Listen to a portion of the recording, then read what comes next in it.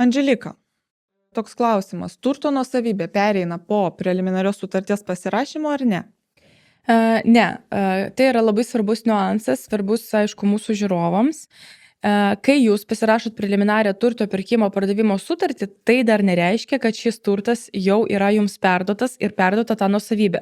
Nuosavybė yra registruojama tik tai po notarinės sutarties pasirašymo. Ką tai reiškia? Jūs ateinat pas notarą kartu su, tarkim, nežinau, pardavėjų pirkėjų, žiūrint, iš kokios jūs esat pusę šioje vietoj.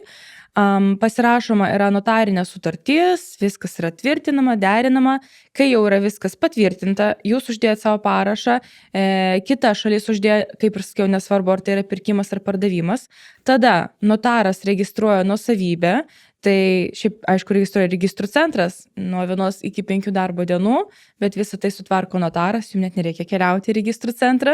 Tai va, ir tik po to momento, kai bus užregistruota ta nuosavybė registrų centre, tik tada jums perės tą nuosavybę, jūs galėsite užeiti į jūsų puslapį registrų centrų, į tą savitarną, kur yra nekilnojamas turtas, ir jau galėsite rasti tą būtą, namą, sklypą, ūkinį pastatą, bet ką, kaip jau jūsų nuosavybės objektą.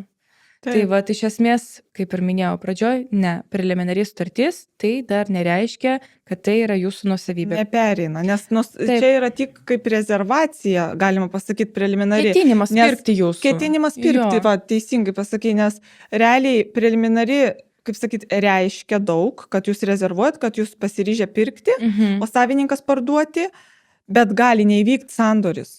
Kažkas, negausit paskolos, persigalvosit jūs arba savininkas, tai dėl to ta nuosavybė ir nepereina, o pereina tik po notarinio, taip. Taip, ir ta preliminari sutartis, čia netgi sakyčiau, čia ne tik ketinimas, kad įsipareigoja pirkti, parduoti, bet kad įsipareigoja pirkti, parduoti būtent tokiom sąlygom.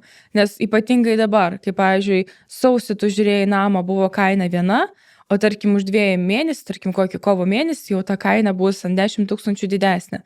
Tai va, tai jums yra taip pat apsauga, kad kaina nebūtų pakeičiama, kad yra arba bus sutvarkyti visi dokumentai ir visa kita. Todėl čia yra labai svarbus dalykas ir jau kai pasirašot tą notarinę, tai tada jau šis turtas priklausys jums.